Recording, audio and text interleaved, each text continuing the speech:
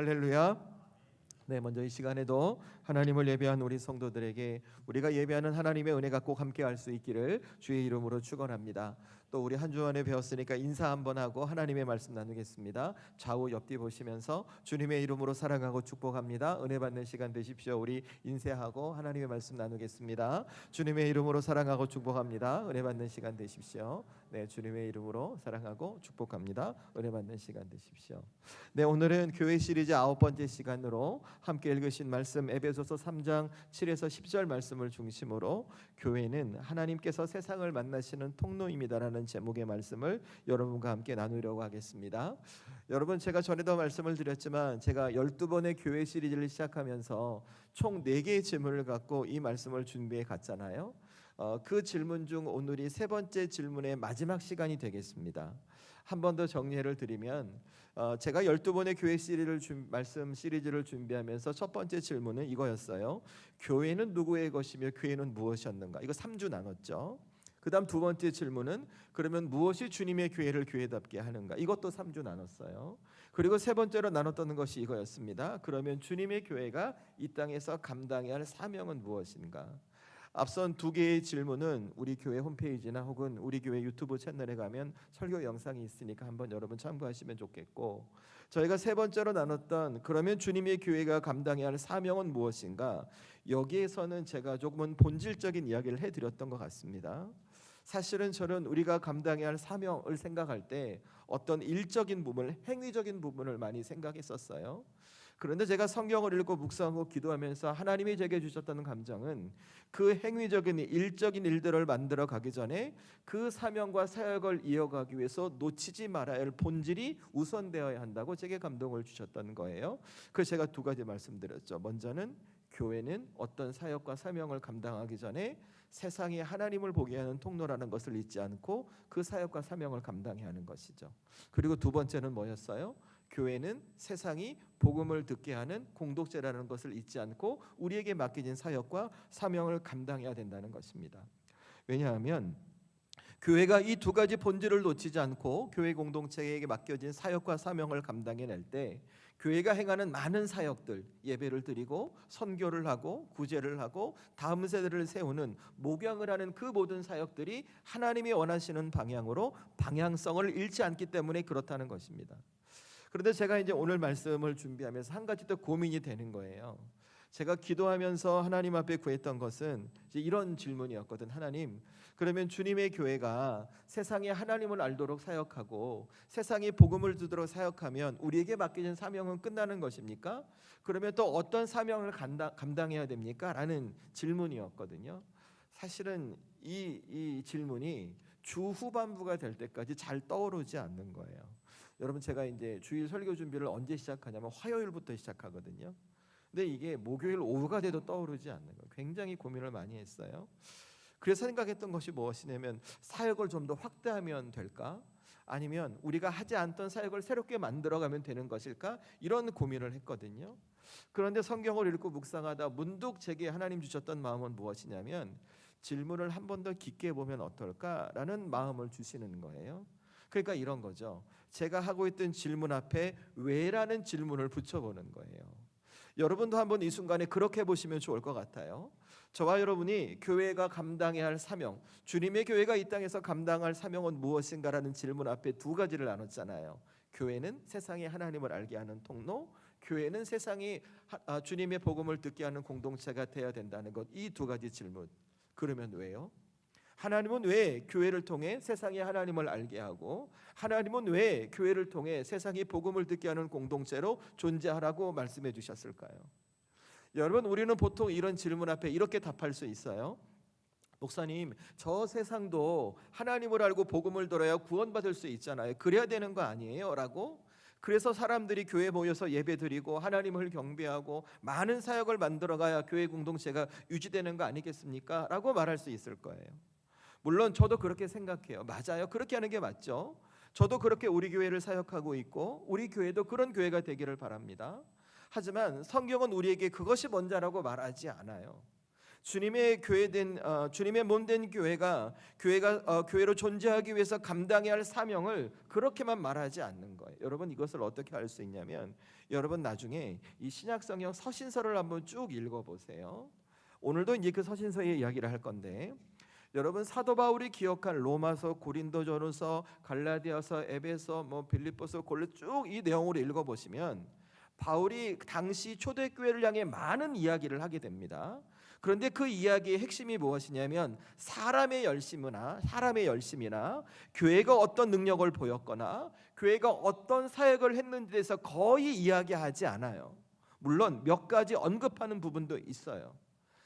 그런데 공통적으로 그 서신서를 통해서 사도 바울이 하는 이야기가 한 가지 있어요. 그런데 그 이야기의 주어가 무엇이냐면 하나님이에요. 하나님. 그러니까 이런 거예요. 너희 교회가 이렇게 된 것은 하나님이 하신 것이다. 우리 교회가 이렇게 된 것은 하나님이 이렇게 하신 것이다. 내가 이 사역을 감당할 수 있었는 것은 하나님이 하신 것이다. 계속해서 하나님께서 하셨음을 설명합니다. 여러분 이것은 오늘 저와 여러분이 읽었던 에베소서 말씀도 동일해요. 여러분 먼저 어디 말씀을 한번 보시면 좋겠냐 하면 오늘 7절 말씀을 저와 여러분이 함께 읽으면 좋을 것 같습니다. 오늘 7절의 말씀을 저와 여러분이 함께 읽도록 하겠습니다. 함께 읽습니다. 시작. 이 복음을 위하여 그의 능력이 역사하시는 대로 내게 주신 하나님의 은혜의 선물을 따라 내가 일꾼이 되었노라.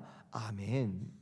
여러분 이 말씀 보시면 사도 바울이 에베소 교회를 향해 또 에베소 교회 성도들을 향해 자신이 어떻게 하나님의 일꾼이 되었는지 과거 이야기를 하고 있단 말이에요. 그런데 이 이야기 속에 들어있는 논조를 한번 잘 보세요.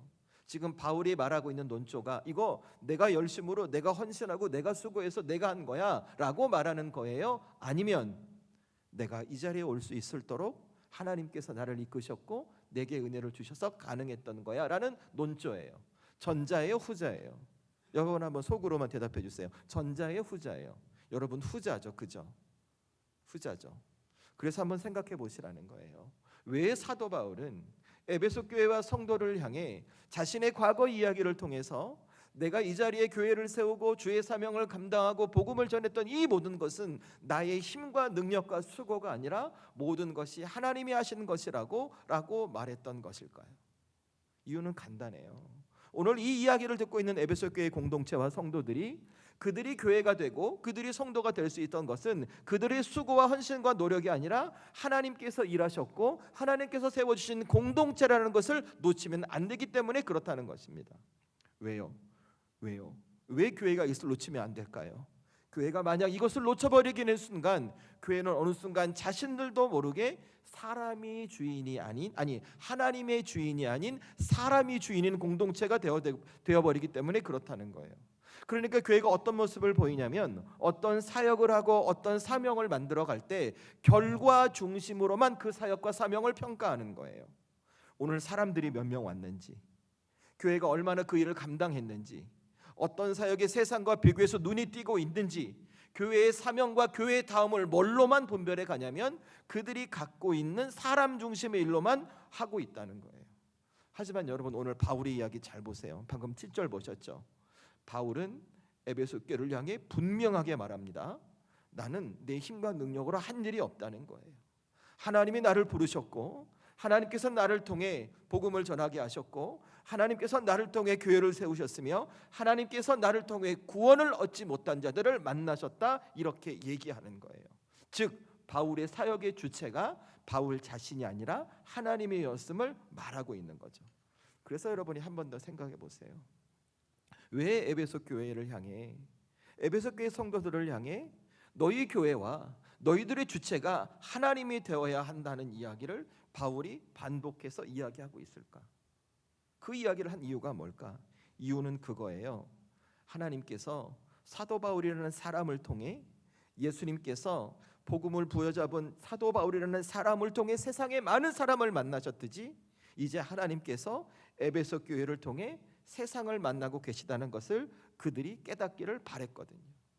그러니까 교회를 향해 그 바울은 지금 그들의 사명을 설명해 주고 있는 거예요.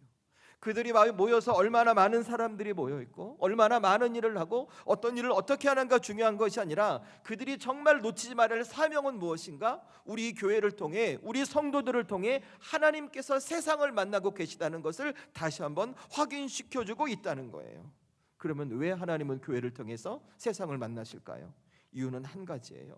하나님은 하나님의 사람들과 함께하고 싶으시기 때문에 그런 거예요. 여러분, 하나님은 저 하늘에서만 하나님의 백성들에게 이렇게 저렇게 말씀으로 명령하는 분이 아니세요. 하나님은 우리 인생에 들어와 우리와 동행하시고 우리 삶에 들어와 우리 길을 붙드시고 우리가 옳은 길을 갈 수 있도록 우리 삶을 인도하기 바라시는 아버지 하나님이 되고 싶으신 거예요. 그래서 하나님은 사도 바울을 부르셨어요. 그리고 사도 바울을 통해 교회를 세우셨고 그 주님의 교회를 통해 이 땅의 많은 사람들이 하나님을 만날 수 있도록 하나님은 교회를 통해 세상을 만나고 계시다는 거예요. 자, 그러면 생각해 보세요. 교회의 진짜 사명이 뭘까요? 교회의 진짜 사명이 뭘까요? 사람들을 많이 모이게 하는 거? 사람들이 많이 모여서 어떤 행사와 프로그램을 많이 진행하는 거? 많이 구제하는 거 될까요? 아니죠. 그보다 앞서야 할 사명이 무엇인가? 교회는 하나님께서 세상을 만나시는 통로라는 사명을 잊지 않고 맡겨진 사명을 살아가는 거예요. 교회의 본질적인 사명이 바로 그것이라는 것입니다. 그래서 교회는 우리의 사역과 우리의 일들을 통해 하나님께서 세상을 만난다는 것을 기억하고 맡겨진 사역을 이어가고 그 교회를 구성하고 있는 성도 한 사람 한 사람도 하나님은 나라는 사람을 통해 이 세상에 누군가를 만나고 계시다는 것을 기억하며 우리에게 주어진 삶을 믿음으로 살아내야 된다는 것입니다. 저는 바라길 우리 단비교회가 그런 교회가 되었으면 좋겠어요. 전 우리 사랑하는 성도들이 그와 같은 믿음의 삶을 살아냈으면 좋겠어요. 사람을 드러내는 교회가 아니라 하나님을 드러내는 교회, 사람의 계획에 앞서는 교회가 아니라 하나님의 발걸음이 먼저 보이는 교회, 우리가 무엇을 했느냐로 평가받는 것이 아니라 하나님께서 이 교회를 통해 어떤 사람을 만나시고 누구의 인생을 바꾸시는 은혜의 고백이 흘러 넘쳐나오는 교회. 저는 우리 교회가 그런 교회가 되고 우리 성도들이 그런 성도들이 됐으면 좋겠어요. 왜냐하면 여러분, 지금 시대를 한번 잘 보세요. 제가 어릴 때만 비교해도 사회가 발달, 문화, 과학, 문명 모든 것이 다 발달했어요. 사람 살기 좋은 세상이라고 말해요. 그런데 여러분 잘 보세요. 사람들 다 지쳐 있어요. 어디 마음 둘 곳 없어요. 앞날이 보이지 않는 거예요. 불안한 거예요. 청년들 결혼, 취업, 요즘 저출산 심각하죠. 왜 그럴까요? 결혼하지 않는 거예요. 결혼해도 출산하지 않는 거. 앞날이 불안한 거예요. 내가 열심히 산다고 해도 그 산 만큼 내게 보상이 없는 거예요. 내가 정직하게 살아야 한다고 배웠는데 내가 정직하게 살면 손해보는 것 같은 거예요. 내가 세상에서 무엇을 붙들고 살아갈지 막막하고 답답한 것이 우리 세상의 삶이라는 거예요. 그러니까 이 시대 사람들이 뭘 바라냐면 지금 내 삶을 버텨낼 누군가 의지할 대상을 찾고 있어요. 지금 이 상황과 내 현실의 삶을 함께 걸어가줄 어떤 대상을 기대하고 갈망하고 있단 말이에요. 그러면 그 의지할 대상이, 그 갈망하는 대상이 누가 되어야 할까요? 여러분, 저는 그것이 교회가 되어야 한다는 거예요. 주님의 교회. 그 대상이 누가 되어야 돼요? 먼저 예수님을 영접한 믿음의 자녀인 우리 성도들이 되어야 한다는 것입니다. 그래서 누군가 우리 교회에 찾아왔을 때 함께 예배를 하면서 하나님이 지금도 나와 함께 하시고 나를 깨닫게 하는 그 하나님과의 만남을 경험하는 교회가 우리 교회가 되고, 그 교회에서 신앙생활한 우리 성도들의 삶에서도 여러분이 가정에 돌아갔을 때 여러분이 던지는 말 한마디, 보여주는 그 태도 하나를 통해 하나님이 어떤 분인지를 드러내서 믿지 않는 우리 가정의 식구들을 위로하고, 직장에서 내가 좀 손해를 보더라도 정직하고 바른 태도를 통해 하나님의 가치가 무엇인지 그 가치 싸움을 하게 하며, 교회 공동체 안에서도 서로 대하는 모습을 통해 하나님의 사랑과 하나님의 긍휼이 무엇인지를 경험하게 하는 공동체, 그 공동체가 우리 교회가 되었으면 좋겠다는 거예요.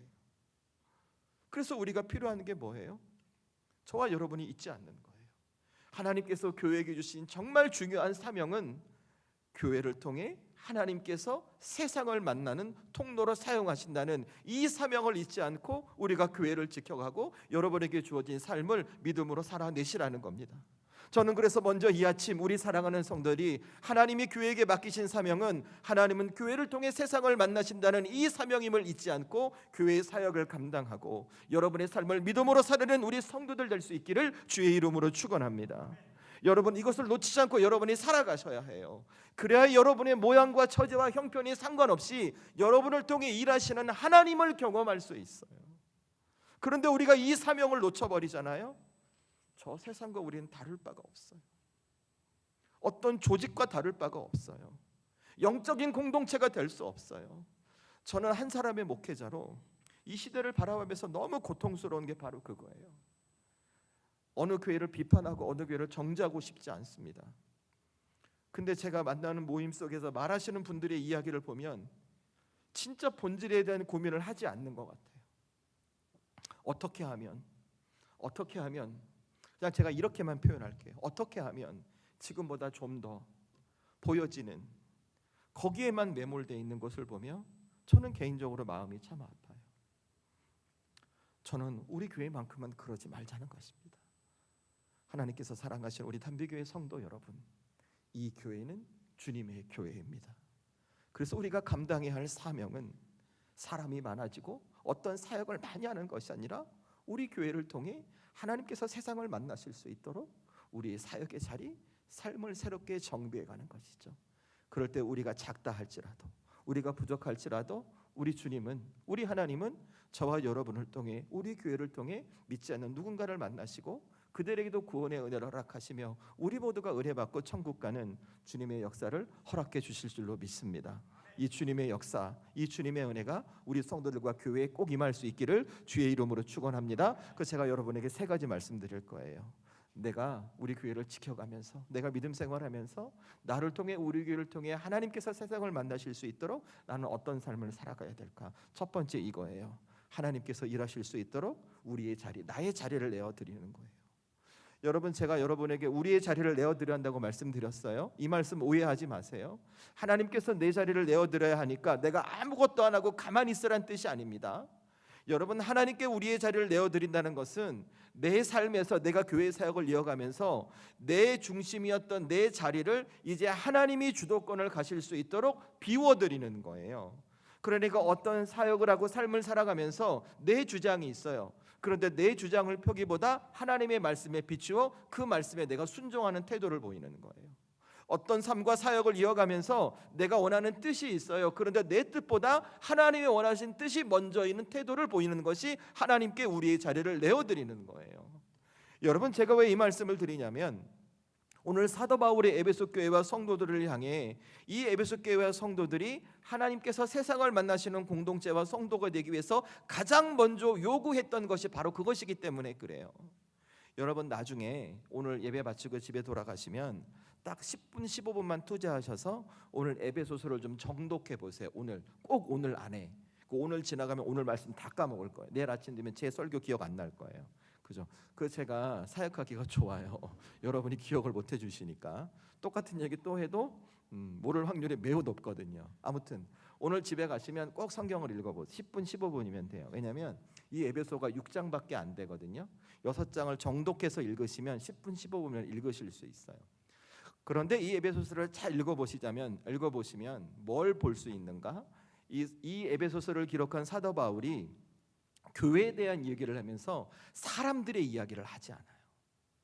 에베소 교회에 사람이 얼마나 많이 모였는지, 에베소 교회가 과거에 비해서 얼마나 성장했는지, 어떤 사역을 잘 해냈는지 그 얘기를 하지 않아요. 반복해서 말하고 있는 논조가 무엇이냐면 하나님께서 일하셨다는 거예요. 하나님께서 교회를 세우셨고 하나님께서 이 교회를 이끌어 가셨다는 거예요. 여러분, 이것을 바울이 설득하기 위해서 자기 이야기를 통해서 에베소 교회에게 설명하고 있어요. 여러분, 그것이 오늘 7절과 8절 말씀이에요. 우리 아까 7절 말씀 읽었지만 7절과 8절 말씀을 저와 여러분이 함께 한 번 더 읽도록 하겠습니다. 함께 읽습니다. 시작. 이 복음을 위하여 그의 능력이 역사하시는 대로 내게 주신 하나님의 은혜의 선물을 따라 내가 일꾼이 되었노라. 모든 성도 중에 지극히 작은 자보다 더 작은 나에게 이 은혜를 주신 것은 측량할 수 없는 그리스도의 풍성함을 이방인에게 전하게 하시고 아멘. 자, 여러분, 오늘 바울이 자기의 이야기를 해요. 내가 이렇게 하나님의 일꾼이 된 것은 이방에게 풍성한 그리스도의 은혜를 전하게 하려는 것이다 라고 말하는데, 근데 여러분, 자신 스스로를 사도 바울이 뭐라고 표현해요? 스스로가 지극히 작은 자보다 더 작은 자였다고 말해요. 그러니까 사실 사도 바울을 생각해보면 그래요. 여러분 우리 사도행전 보시면 알겠지만 스데반이 돌에 맞아 죽잖아요. 초대교회의 첫 번째 일꾼이었던. 그런데 스데반이 돌에 맞아 죽을 때 그 옆에 서 있던 사람이 예수님을 영접하기 전 사도 바울이에요. 그러니까 여러분 생각해 보세요. 이 사도 바울이 얼마나 독한 사람인가. 여러분 내 옆에서 누군가 돌에 맞아 죽고 있어요. 그거 쳐다볼 수 있어요? 여러분 한번 생각해 보세요. 우리 시선을 피할 하다못해 요즘은 그런 거 없잖아요. 저 어릴 때만 해도 동네에서 이렇게 복날이 되면 멍멍이 이렇게 잡으시거든요. 이렇게 표현할 그런데 이렇게 매달아 가지고 몽둥이로 막 그냥 동네가 막 그죠. 그거 보는 것조차도 우리는 사실 너무나 끔찍하게 생각해요. 심지어 사람이 돌에 맞아 죽는 장면을 본다는 거, 이거 보통 성정을 가진 사람이 아니죠. 바울이 그랬던 사람이에요. 왜요? 율법 때문에. 그래서 그리스도인들을 핍박합니다. 교회를 무너뜨립니다.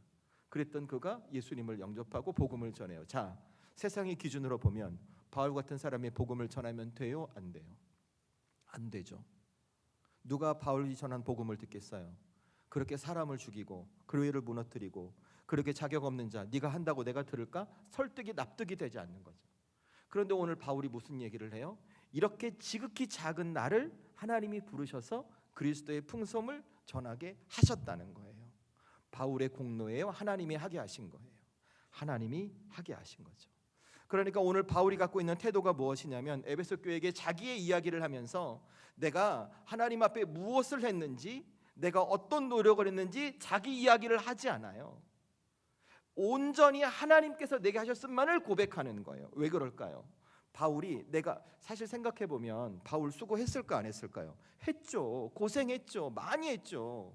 그런데 바울이 그 이야기를 하는 순간 그는 하나님을 붙들고 사는 것이 아니라 자기 자리를 지키려는 사람이 될 수 있기 때문에 그러는 거예요.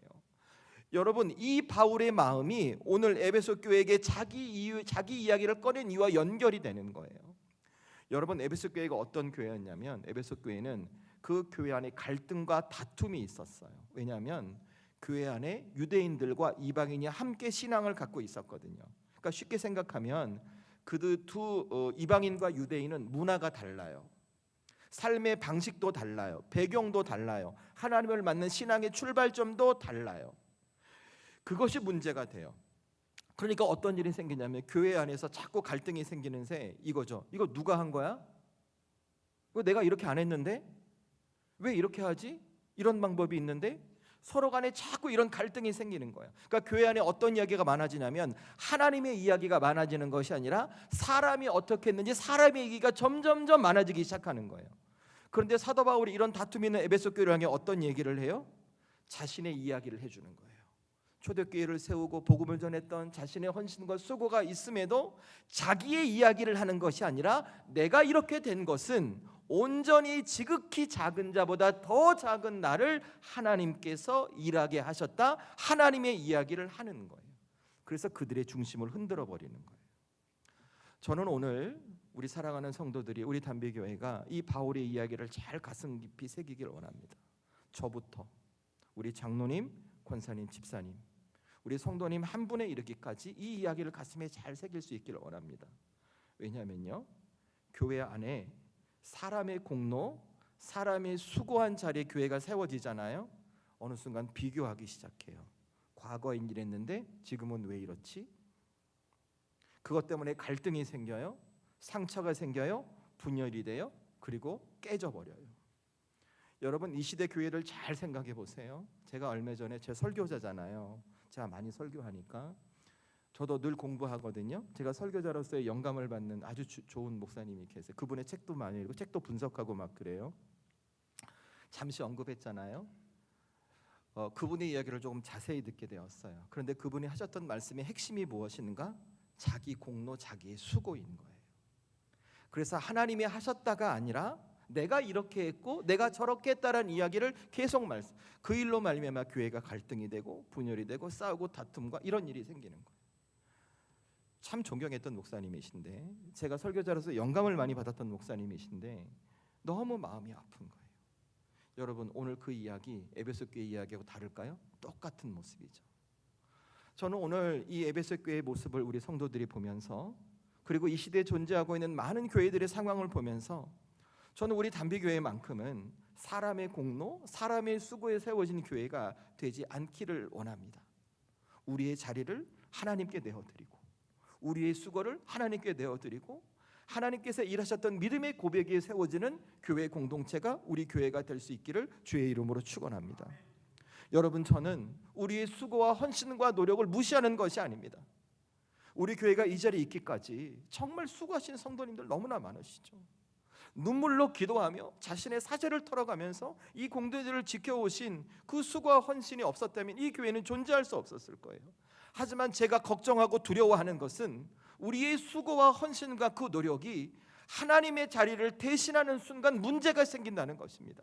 그러니까 어떤 일이 생기냐면 하나님의 은혜를 대신하기 시작하잖아요. 하나님의 자리를 대신하기 시작한 이 말을 내가 이렇게까지 했는데 어디 감히 이런 말이 나오기 시작하는 거예요. 내가 여기까지 어떻게 왔는데 어디 감히 이런 말이 나오기 시작하는 거예요. 누구 덕인데 네가 뭔데 이런 말이 나오기 시작하는 거예요. 여러분, 이 세상에서 갈등하는 교회 잘 보세요. 그 얘기 안 하는 교회가 없어요. 우리 안에서 그 말이 나오기 시작하잖아요. 우리의 공동체 안에 하나님의 자리가 이제 사람의 자리로 바뀌어버리게 되는 거죠. 여러분, 사도 바울 잘 보세요. 사도 바울 자기 이야기 하지 않아요. 자기 자랑을 하지 않아요. 자기의 과거를 끄집어내면서까지 자기의 치부를 들치면서까지 이것은 하나님이 하셨고 하나님의 은혜였고 하나님의 역사였다라고 고백하는 거예요. 여러분, 이 고백이 왜 중요할까요? 교회 안에 이 고백이 있을 때 교회가 하나 되기 때문에 그렇습니다. 교회 안에 이 고백이 있을 때 사람의 자리가 낮아지고 하나님의 자리가 높아지기 때문에 그렇습니다. 저는 우리 단비교회가 이런 교회가 될 수 있기를 주의 이름으로 축원합니다. 그래서 여러분, 에베소 교회의 문제는 어떤 그들의 성격이나 상황 속의 갈등이나 의견 충돌이 아니었어요. 그 갈등과 충돌 다툼의 밑바닥에는 누가 중심인가라는 질문이 그들 가운데 있었던 거예요. 누가 더 많이 이 공동체 안에 기여했는가, 그들만의 계산이 있었고 누가 더 옳았는가, 그들만의 경쟁이 있었던 거예요. 그런데 바울의 이야기는 뭐예요? 누가 했느냐를 말하지 않아요. 하나님이 하셨다로 이야기합니다. 그래서 그들의 질문과 그들의 계산과 그들의 경쟁을 순간에 무너뜨려 버리는 거예요. 왜요? 그것이 무너져야 에베소 교회는 주님의 교회로 존재해 가며 하나님께서 그 교회를 통해 세상을 만나시는 사명을 감당할 수 있기 때문에 그렇다는 것입니다. 저는 그래서 우리 성도들이 오늘 하나님을 예배하며 여러분이 놓치지 말아야 할 진리가 무엇인가? 우리도 교회를 섬기면서 여러분에게 주어진 믿음의 삶을 살아가면서 우리도 하나님 앞에 우리의 자리를 내어드리는 거예요. 교회 사역과 내 삶을 살아가면서 내 수고와 내 공로가 아니라 하나님께서 일하셨음을 고백하는 교회 공동체, 사람이 남는 교회가 아니라 하나님께서 이끌어가시고 하나님의 이름이 기억되는 교회의 공동체, 누가 했는지가 중요한 것이 아니라 하나님께서 누구를 통해 하셨다고 하나님이 하셨음을 고백이 자연스럽게 나올 수 있도록 저부터 우리부터 낮아지는 아름다운 믿음의 공동체가 우리 교회가 되자는 것입니다. 저는 그렇게 살아갈 때, 우리 교회가 그렇게 존재해 갈 때 하나님은 우리 교회를 통해 더 많은 세상의 사람들을 만나실 거예요.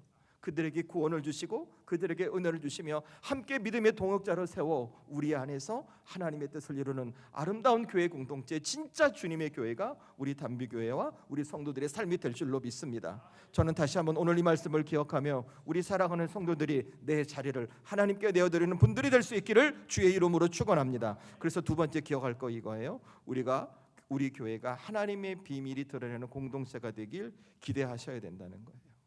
여러분, 제가 오늘 말씀을 묵상하면서 깨닫게 된 것은 이거예요. 우리가 하나님께 우리의 자리를 내어드리잖아요. 우리에게 주어지는 은혜가 있어요. 그게 뭐냐면 9절과 10절 말씀이에요. 우리 좀 힘들겠지만 오늘 9절과 10절 말씀을 9절과 10절 말씀을 함께 읽습니다. 시작. 영원부터 만물을 창조하신 하나님 속에 감추어졌던 비밀의 경륜이 어떠한 것을 드러나게 하심이라.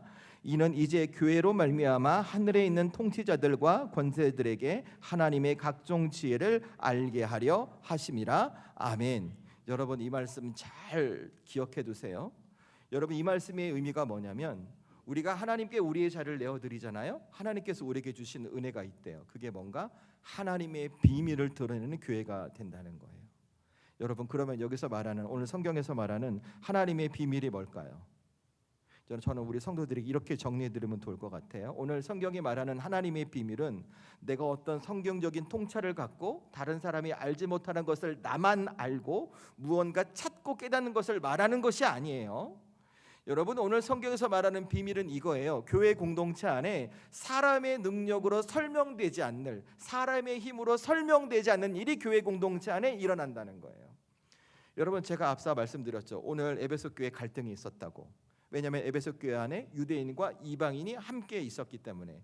그래서 살아온 배경도 삶의 문화도 신앙의 출발도 다 달랐다고 말씀드렸죠. 여러분, 사실 우리는 그들의 문화를 모르니까 목사님, 교회 안에 유대인과 이방인이 있는 게 무슨 문제, 이렇게 말할 수 있어요? 근데 여러분, 이거 큰 문제인 거예요. 말하자면 유대인은요, 이방인을 좀 말하자면 사람 취급을 안 해요. 왜냐하면 자기들은 선민이라는, 하나님이 선택받은 민족이라는 그 선민 사장이 있는 거예요. 그래서 율법이 있죠. 그들이 갖고 있는 여호와 신앙이 있단 말이에요. 반대로 이방인은 어떤 분들인가? 그들은 역사를 보자면 다신론자예요. 내가 믿는 곳이 곧 신인 거예요. 그러니까 살아온 삶이 어떻게 했어요? 완전히 다르죠. 서로 인정하지 않는 거예요. 그러니 교회 공동체 안에 그들이 모였으니까 어떻게 됐죠? 갈등이죠. 서로 앙숙이 모였으니까. 그러니까 세상은 이런 에베소 교회를 향해 뭐라고 얘기하냐면, 아우, 쟤들 망했다, 쟤들 끝났다, 저 교회는 교회가 아니다, 이렇게 말하는 거예요. 그런데 여러분, 에베소 교회의 결론이 뭔지 아세요? 하나가 되는 거예요. 하나. 세상이 망할 거라는 편견을 넘어서서, 그들이 살아왔던 삶의 방식을 넘어서서, 그들이 갖고 있던 문화를 넘어서서, 그들이 갖고 있던 가치를 넘어서서 교회 공동체 안에서 이방인과 유대인이 서로 하나가 되어 형제요 자매로 부르기 시작하는 거예요. 여러분, 이것이 그 함께할 수 없던 그들이 하나가 되는 이것이 바로 사도 바울이 에베소 교회에게 말한 하나님의 비밀이라는 거예요. 여러분, 하나님 왜 이 비밀을 주셨을까? 에베소 교회에게 하나님은 하나된 에베소 교회를 통해 저 세상의 사람들을 만나셔야 하거든요. 그들을 구원받게 하셔야 되는 거예요. 그래서 우리 성도들 이거 하셔야 돼요. 여러분, 교회에서 믿음 생활하다 보면 내게 불편한 사람 있잖아요. 목사인 저도 있을까요? 없을까요? 저는 없어요. 저는 없어요. 네, 없습니다. 네, 여러분, 교회는요, 내게 맞는 사람만 모이는 공동체가 아니에요. 교회는 내게 불편한 사람이 있을 수도 있어요. 내게 이해되지 않는 사람이 있을 수도 있고, 내게 설명되지 않고 납득되지 않는 사람이 있을 수도 있어요. 그래서 내가 불편하고 힘들고 고민될 수도 있어요. 그런데 그 순간 우리가 기억할 것이 무엇이냐면, 오늘 하나님께서 에베소 교회를 통해 당신의 비밀을 드러내사 하나가 되게 하시는 것처럼 우리 교회도 그런 사람이 있을 때 하나님은 나를 통해 당신의 비밀을 드러내사 하나 되게 하신다는 은혜를 주심을 여러분이 기억하시라는 거예요. 저는 우리 사랑하는 담비교회와 우리 성도들이 하나 되게 하시는 하나님의 비밀을 하나 되는 비밀을 경험하는 교회와 성도들이 될 수 있기를 주의 이름으로 축원합니다. 여러분, 세상은요, 저 사람 나랑 갈라서 이렇게 얘기해요. 그러니까 요즘 이혼도 많이 하잖아요. 부부간에 생각이 다르면 등 돌리고, 기준 안 맞으면 서로 그냥 선 긋고, 관계 기분 나쁘면 그냥 틀어버리고, 이게 세상의 방식이잖아요. 그런데 교회는 그렇게 하면 안 된다는 거예요. 나랑 좀 달라도, 내 기준이랑 좀 어색해도, 내게 불편하고 내게 힘듦이 주어져도 하나님 안에서 끝까지 그를 형제로 여기고 자매로 여기며 그를 위해 기도하고 축복할 때 그 공동체 안에 하나님의 비밀, 하나 되게 하는 하나님의 비밀의 은혜가 주어진다는 것이죠. 그래서 여러분, 교회는 완벽해서 하나님의 비밀을 드러내는 게 아니에요. 서로 다르고 서로 이해가 되지 않는다 할지라도 함께 머물고 서로를 포기하지 않고 끝까지 축복하며 그를 붙들고 있을 때 하나님께서 그 공동체 안에 하나 되는 비밀을 허락해 주시는 거예요. 오늘 에베소 교회가 이 교회가 되기를 바울이 바랬어요. 저는 오늘 이 바울의 바람이 우리 교회도 마찬가지라고 생각합니다. 여러분, 우리 주님의 몸된 담비교회 그렇게 만들어 가십시다. 우리가 모두가 비슷해서 편안한 교회가 아니라 서로 다름이 있음에도 불구하고 복음 안에서 함께 서 있는 교회. 신앙의 속도가 다르고 삶의 상황이 달라도, 말씀을 받아들이는 깊이가 다르다 할지라도 우리는 서로를 위해 축복하며 기도할 수 있는 아름다운 믿음의 공동체. 세상이 어쩌면 우리를 향해 왜 아직도 저런 사람을 함께하고 있어라고 말한다 할지라도 그것은 우리를 붙들고 계신 하나님 때문입니다라고 말할 수 있는 그 아름다운 신앙의 공동체로 우리 담비교회를 지켜가십시다. 그럴 때 우리 주님 반드시 저와 여러분을 통해 더 많은 우리 교회를 통해 이 세상을 만나시고 그들에게 하나님의 은혜를 주시는, 그리고 먼저는 우리에게 하나 되는 비밀을 주시는 주의 은혜를 허락해 주실 것입니다. 이 주님의 은혜가 우리 성도들에게 있기를 주의 이름으로 축원합니다. 그래서 마지막 세 번째 짧게 갈게요. 여러분, 오늘 마지막 세 번째는 이거예요. 이 세상을 하나님의 지혜로 살아가시라는 거예요. 여러분, 제가 오늘 바울의 이야기를 곰곰이 묵상하면서 늘 바울이 이렇게 고백했어요. 이거 하나님이 하셨다고, 하나님이 이러셨다라고 고백해요. 그러니까 바울은 자신이 삶을 살아가는 자리가 삶의 기준이 하나님이었다는 말인 거예요, 이 말이. 그래서 보면 늘 바울은 자신의 삶에서 자기 자랑을 하지 않아요. 자신을 자랑하지 않아요. 오히려 바울은 하나님이 하셨기 때문에 묵묵히 고난의 길을 가요. 인정받는 길이 아니라 사람들이 알아주지 않는 그 고난의 길을 가며 교회를 섬기고, 자신의 이름을 내세우기보다 주님의 이름이 드러나길 원하고, 편하게 가기보다 고난의 길을 가요.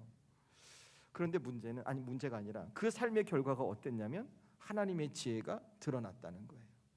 그 지혜가 뭘까? 바울이 갔던 고난의 길에 복음이 선포가 돼요. 사람이 구원받아요. 바울이 감당했던 그 좁은 길에 주님의 교회가 세워지는 거예요. 사람이 알아주지 못했던 그 부족한 곳에 하늘 생명이 넘쳐나는 거죠. 여러분, 이게 하나님의 지혜인 거예요. 이 하나님의 지혜. 여러분, 하나님의 지혜는 약한 나를 통해 하나님의 능력을 드러내는 것이 하나님의 지혜인 거예요. 그러니까 바울의 삶을 가만히 생각해 보잖아요. 사도 바울은 그는 삶을 살아가면서 하나님 앞에 기꺼이 약해지고 기꺼이 작아지기를 포기하지 않았던 사람인 것이죠. 왜요? 그에겐 하나님의 지혜가 있었으니까. 다시 말해, 바울이 약해지고 작아질 때마다 그에게 드러나는 하나님의 능력은 컸거든요. 그래서 바울은 지극히 작은 자였음에도 불구하고 초대교회 공동체를 이루고 신약 성경의 3분의 1을 기록해내는 주의 일꾼이 되잖아요. 저는 우리 사랑하는 성도들이 이 말씀을 보면서 우리 성도들도 하나님의 지혜로 살아가셨으면 좋겠어요. 그 하나님의 지혜는 내가 내 머리로 무엇인가 깨닫고 많은 것을 알아내는 지적 능력이 아니에요. 그 하나님의 지혜는 약한 나를 통해 일하실 하나님을 기대하며 내가 편한 선택을 하기보다 하나님 때문에 내가 불편한 선택을 하는 거예요. 내 기준과 판단에 옳아보는 길이 있다 할지라도 주님의 십자가 때문에 좁은 길을 선택을 하는 것이고, 당장 내게 손해보는 것 같더라도 나를 구하신 하나님을 믿고 믿음을 붙드는 것이 하나님의 지혜인 거예요. 왜요? 그 약한 선택, 부족한 결정, 그 신실한 믿음 때문에 하나님은 그 믿음과 작은 모습을 통해 당신을 드러내시고 당신을 향한 이 땅의 약속을 이루어 가시기 때문에 그렇다는 것입니다. 저는 우리 사랑하는 성도들도, 우리 교회도 그렇게 살아가면 좋겠어요.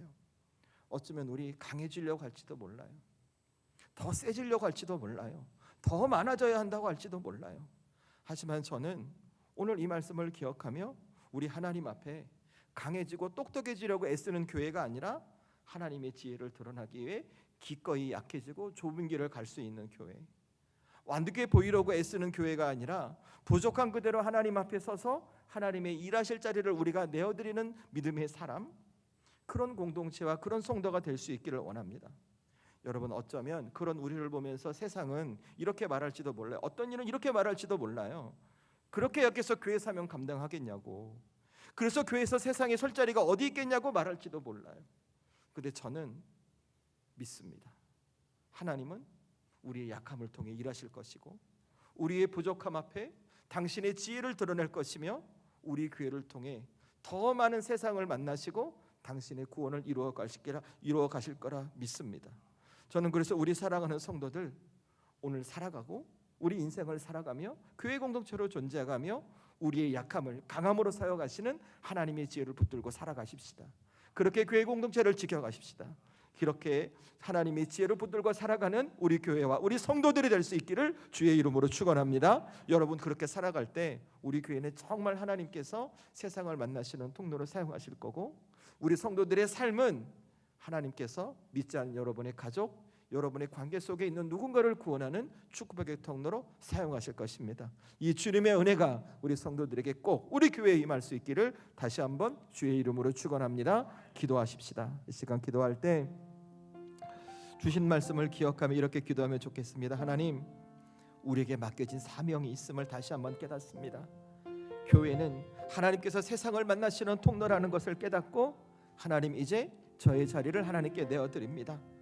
하나님, 나와 다른 사람이 있다 할지라도, 나와 맞지 않는 사람이 있다 할지라도 하나님께서 하나 되게 하시는 그 비밀을 기대하며 끝까지 믿음으로 지켜가겠습니다. 약할 때 강함되게 하시는 하나님의 지혜로 삶을 살아내겠습니다. 주여, 우리 교회를 붙들어 주시고, 주여, 지금 내 옆에 있는 그 믿음의 동역자를 붙들어 주셔서 우리 교회를 통해, 우리 성도를 통해 하나님 세상을 만나 주십시오. 하나님, 나를 통해 내 옆에 있는 믿지 않는 가족을 만나 주십시오. 하나님, 나를 통해 내 주변에 관계 있는 믿지 않는 영혼을 만나 그들도 구원받고 하나님의 은혜를 누리는 아름다운 믿음의 공동체, 우리 교회 제 인생이 되게 하여 주옵소서. 여러분, 우리 이 이야기 가슴에 담고 우리 하나님 앞에 기도하십시다. 오늘은 시간이 많이 갔습니다. 그래서 이 시간 기도할 때 특별히 찬양하지 않고 주신 말씀을 기억하며 여러분의 주시는 감동대로 우리 다 함께 통성으로 잠시 한번 결단의 기도 드리겠습니다.